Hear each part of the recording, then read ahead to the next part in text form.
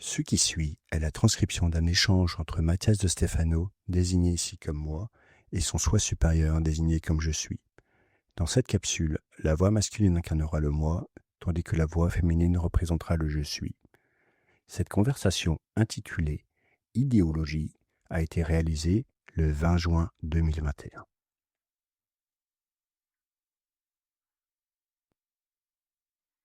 Cela fait quelques jours que je réfléchis beaucoup à la paternité. Quel genre de père serais-je ? Je pense que nous sommes nombreux à nous poser ce genre de questions à un moment ou à un autre, et bien souvent en fonction de notre propre histoire. Nous cherchons inconsciemment à reproduire ce qu'ont fait nos parents, ou à faire tout le contraire de ce qu'ils ont fait avec nous. Dans mon cas, mon père a été absent pendant 27 ans de ma vie, et je me suis demandé si j'allais projeter cela sur un futur enfant, avec tous ses voyages et ses projets. Mais mon grand-père, qui était toujours à la maison, semblait lui aussi absent, comme si sa présence ne faisait aucune différence. Serais-je peut-être un peu comme ça pour mes enfants, une ombre du passé ? Et cela m'amène à me demander comment je serais présent dans sa vie, comment je transmettrais ce que je suis sans lui, faire porter le poids de ce que je suis. C'est quelque chose d'impossible à contrôler. Dans quelle mesure ? Ce que tu es et ce que tu as fait vit dans tes cellules.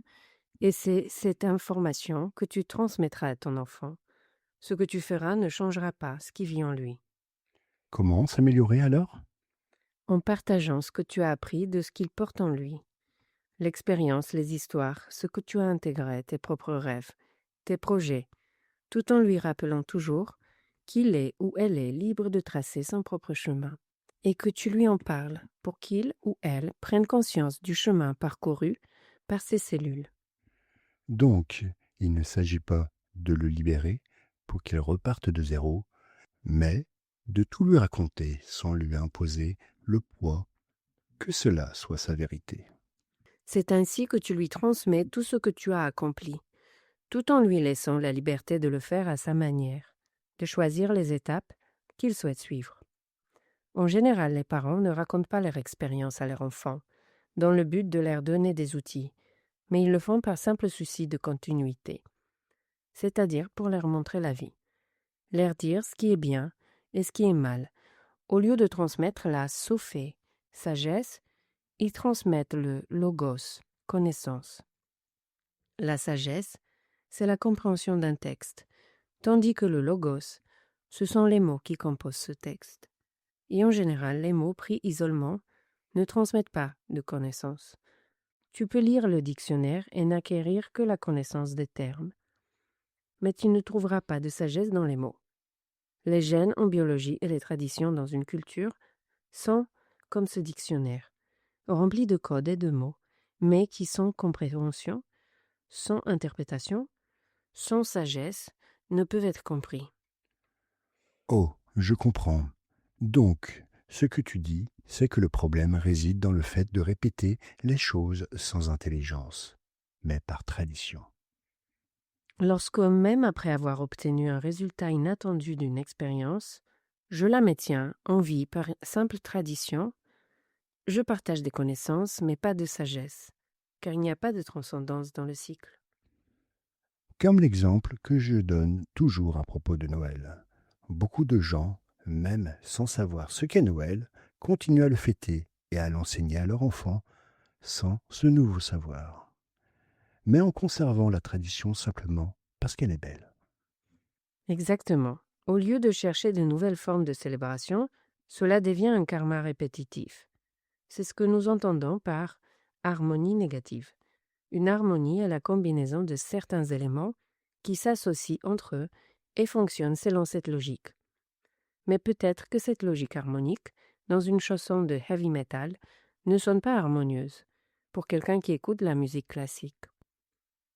C'est pourquoi il existe des harmonies qui peuvent être fondées sur la violence, la douleur, les traumatismes ou les mensonges qui perdurent et qui semblent douces et belles, à l'instar de certaines traditions ou blagues que nous ne reconnaissons pas comme nuisibles à l'intégrité de l'être en raison de notre habitude de les contempler. C'est comme quelqu'un qui naturalise l'idée du crucifix comme un acte de dévotion ou d'amour envers Dieu, et ne le voit jamais comme un symbole de torture, ce qu'il est en réalité. C'est comme accrocher chez soi un revolver avec lequel un proche bien-aimé a été tué et honorer l'arme plutôt que le portrait souriant de l'être cher. Dans la même logique, lorsque l'on célèbre l'arrivée du Père Noël, ce n'est rien d'autre que la célébration de l'arrivée d'Odin, dieu des guerriers vikings, à l'arbre Yggdrasil, dispensateur de la connaissance runique. Se laver avant d'aller au temple, dans de nombreuses traditions, ne vise pas à se présenter pur devant Dieu, mais parce que pour les anciens, Dieu était l'eau, car dans le désert, sans eau, les gens mouraient et celle-ci représentait la vie. Célébrer Pâques avec des œufs au chocolat n'est rien d'autre qu'une tradition qui rappelle la famine en Europe, où il n'y avait que des œufs et des lapins à manger pendant les épidémies. Ainsi, de nombreuses traditions se perpétuent, sans que l'on ait conscience, comme de doux souvenirs, alors qu'elles trouvent leur origine dans des tragédies. Ça me fait penser à Disney. Walt Disney a repris tous les contes tirés des tragédies européennes, racontés par les frères Grimm et d'autres contemporains, et les a édulcorés en les transformant en beaux contes pour enfants, qu'il a imprégnés des préjugés de l'époque, tels que la faiblesse de la femme, la dépendance vis-à-vis d'un homme, de pouvoir capable de la sauver, l'absence ou la critique de certaines ethnies, la justification de la violence et une certaine propagande politique. Les contes que nous racontons si gentiment aux enfants sont souvent, en réalité, la surface de quelque chose de bien plus profond, dont nous n'avons pas conscience. Comme l'histoire du petit chaperon rouge, qui serait en réalité l'histoire des premières règles et d'un viol, ou celle de Blanche-Neige, qui serait une allégorie des 7 péchés capitaux, après le péché d'Ève qui a mordu dans la pomme. Dans la plupart des cas, nous continuons à entretenir un logos, sans en prendre conscience, et c'est ainsi que les idées se transforment en idéologie. Qu'est-ce qu'une idéologie? C'est la connaissance d'une idée. Rappelle-toi que le mot idée vient du grec eideia, qui signifie forme. Ce terme est lié au verbe eido, qui signifie voir, ce qui permet de percevoir les formes du monde. Le logos, c'est le mot, c'est la connaissance de quelque chose. Ainsi, l'idéologie est la capacité à percevoir les formes d'une connaissance, ou à suivre les formes d'un mot ou d'un message. Cela ne concerne donc pas uniquement la politique, mais bien plus encore. C'est exact. Nous pouvons remonter jusqu'au début de l'humanité, lorsque se sont construits les mots qui définissent les formes. Lorsqu'un humain observait une abeille, il l'associait à un son en créant le mot btse, qui, au fil des millénaires, allait évoluer pour donner naissance à des formes telles que absi, bis, abyss, abyss, apis, abeille en latin, qui nous ont donné apiculture, rucher. Les formes que nous voyons commencent à avoir un nom, et ces noms englobent des concepts imaginaires, que nous appellerons idées, des formes mentales. Par exemple, le mot abeille peut évoquer dans votre esprit les couleurs jaunes et noires, le miel, la piqûre, le bourdonnement, la ruche, le travail d'équipe, les fleurs, le printemps, le petit déjeuner, les ours. Un simple mot qui englobe une image finit par se transformer en un réseau d'images appelé idée, une carte mentale. À mesure que ces cartes se complexifient, les mots font de même, et les idées peuvent devenir de plus en plus abstraites, comme le fait de passer de la description d'une oasis clôturée en tant que paradis, autour duquel construire un village ou un royaume, à transposer ce concept au ciel en tant que destination des âmes et de construire autour de cela le royaume de Dieu. Bien sûr, aujourd'hui encore, nous l'appelons le royaume de Dieu, des anges, et nous continuons à utiliser des termes forgés à une époque où les politiques humaines étaient hiérarchiques et où l'on ne pouvait même pas imaginer l'idée d'une démocratie directe ou en réseau. C'est exact.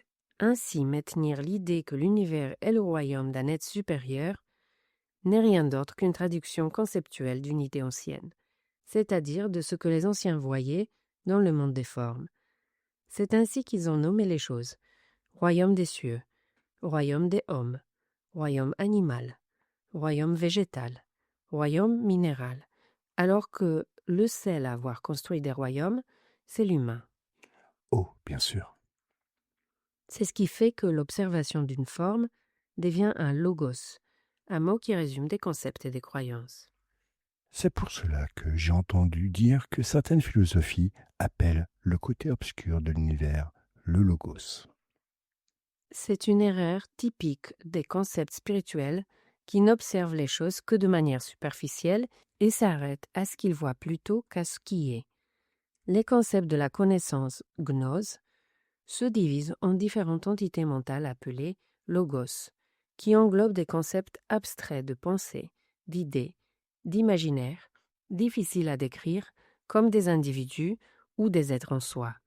C'est pourquoi on peut parler de logos solaire, de logos christique, de logos diabolique, de logos divin ou de logos sophiste. Le logos n'est pas une entité, mais un ensemble de concepts issus de la terminologie philosophique et adaptés par le monde spirituel pour définir des concepts archaïques de divinité. En effet, l'un des principaux fondamentaux de la philosophie est le passage du mythe au logos, où l'histoire inventée est supplantée par un fait de connaissance. Les groupes d'études non religieux étaient considérés comme des loges, c'est-à-dire ceux qui se consacraient à l'étude des connaissances abstraites, transformées en cultes et en sectes hermétiques sous la pression des religions face à l'interdiction des études. Et cela les a conduits à devenir presque des ennemis publics. C'est une autre de ces traditions qui pousse les personnes spirituelles à considérer les loges comme les méchants de l'histoire, une tradition culturelle que l'Église a inculquée à tout le monde pour nous éloigner d'elle et de leur étude. Es-tu en train de dire que les loges ne sont pas les méchants de l'histoire? Les loges ne le sont pas. Cependant, les individus qui les composent sont une autre histoire, car je ne me porterai pas garant de ceux qui en font partie, ni de leurs fins alambiquées en tant qu'individus. Ce que je veux que tu comprennes, c'est qu'il utilise des mots pour définir des idées qui n'existent pas, et qu'il enferme des personnes et des histoires dans des idées erronées, uniquement par tradition, en les répétant sans cesse. C'est ce qui construit les idéologies, l'héritage de mots dénués de sens qui donne l'impression d'englober des concepts qu'ils n'englobent pas en réalité, comme considérer que tous les membres de l'Église sont des pédophiles, ou que tous les musulmans sont des terroristes, ou que tous les juifs sont sionistes, ou que tous les socialistes sont communistes, ou que tout capitaliste est néolibéral. Les idéologies empêchent de comprendre les phrases, car elles s'arrêtent aux mots isolés, qui les composent, et les gens héritent de ces ensembles de données sans se rendre compte de ce qu'ils recouvrent.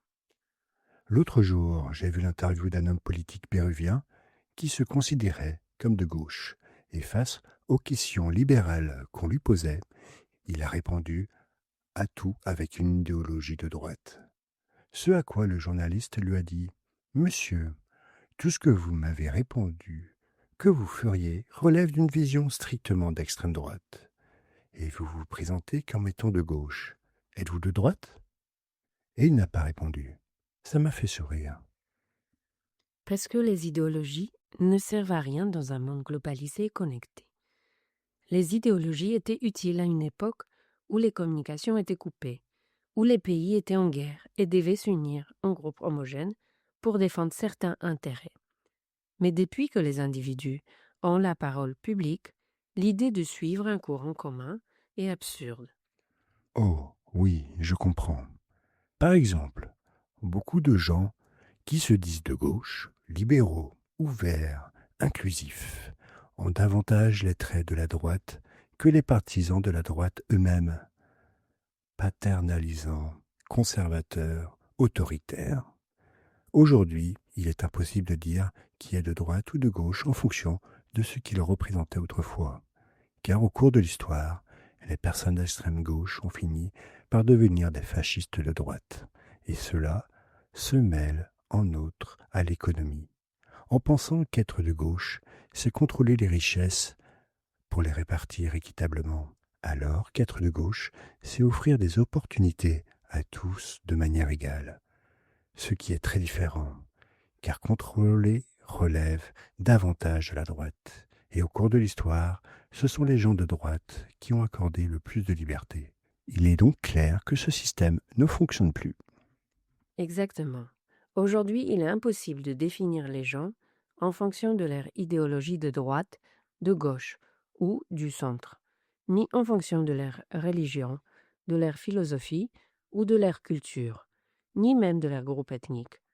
Aujourd'hui, la polarisation s'opère à travers des concepts absurdes, allant jusqu'à nous monter les femmes et les hommes les uns contre les autres. Et l'une des grandes erreurs commises dans les politiques idéologiques d'égalité est d'accorder plus d'importance au nombre de femmes et d'hommes qu'à leur capacité à résoudre les problèmes. Les pays qui fonctionnent le mieux dans le monde sont dirigés par des femmes, mais aucune loi ne les a mises sur un pied d'égalité avec les hommes par pitié. Elles y sont parvenues grâce à leurs valeurs humaines, à l'intégrité de leurs capacités, et parce que le peuple a pris conscience des capacités d'un être au-delà de son genre. Aujourd'hui, le débat est idéologique, et c'est pour cela qu'il ne fonctionne pas. Ce n'est pas une question de genre, mais de capacité. On ne gagne pas la lutte des genres avec des idéologies égalitaires, mais grâce à l'éducation humaine, en valorisant chaque être humain de manière égale, et non en fonction de ses organes génitaux. C'est assez direct, oui. Je comprends cela. Je partage ce point de vue. Ce sont des sujets délicats.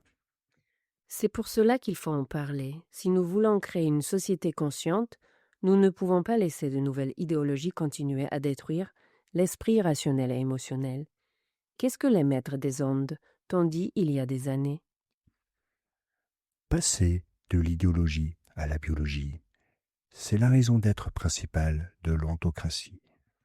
Les idéologies s'accrochent à des schémas mentaux de choses qui ne nous appartiennent même pas, comme des révolutionnaires communistes au XXIe siècle. Alors que pour comprendre ce combat, il fallait vivre dans la Russie post-tsariste du début du XXe siècle, des jeunes qui défendent les noms de personnes qu'ils n'ont pas connues, dans des contextes historiques qu'ils ignorent, et qui manifestent leur amour pour des politiques sociales qui ont échoué il y a des décennies à cause de leur corruption et de leur incompétence. Les idéologies créent des schémas traditionnels répétitifs, comme un vice, une addiction incontrôlable, qui, au lieu de nous faire voir les formes, nous aveugle face aux réalités. Faire partie d'une idéologie affaiblit le jugement de l'être, de l'individu, et lui fait perdre son axe au profit du courant dominant. Un simple mot peut mobiliser un groupe de personnes brandissant des drapeaux d'idées qu'elles ne comprennent pas entièrement. Et la biologie est-elle aussi difficile à comprendre? Mais elle ne vit pas d'attentes et de rêves. La biologie fonctionne après des millions d'années. Elle continue de donner des résultats positifs. La biologie est l'exemple d'un système organique sans hiérarchie, qui s'autorégule sans ordre, mais grâce à l'interaction au sein d'un réseau de réseaux qui maintient constamment l'homéostasie, la vie. Et oui, il y a toujours des conflits à résoudre. Le corps le sait, et il ne se ferme pas à ces conflits, car ils sont à la base de son amélioration. Ce ne sont pas des ennemis, mais des outils d'évolution. Les idéologies sont fonctionnelles à certaines périodes de la biologie, mais celles-ci évoluent en transformant les concepts idéologiques et ceux qui cherchent à les maintenir risquent de s'éteindre. Bien sûr.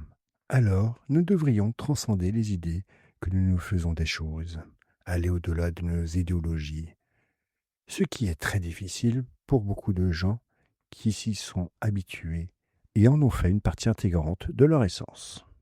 La déconstruction de l'esprit, désapprendre ce que l'on a appris, est l'un des grands défis de la vie. Comment déconstruit-on une idée? En la connaissant, en l'étudiant, en saisissant chacune de ses facettes. Souvent, nous adhérons à une idéologie simplement parce que nous en ignorons une grande partie. Creuse ce en quoi tu crois, cherche sur quoi cela repose, d'où cela vient. Ce qui m'est arrivé cette année, c'est que j'ai approfondi à tel point ce en quoi je croyais que beaucoup de choses que je portais en moi ont disparu. C'est-à-dire qu'elles ont transcendé vers un autre niveau, où je comprends mieux pourquoi j'utilise certains mots ou pourquoi je pense certaines choses.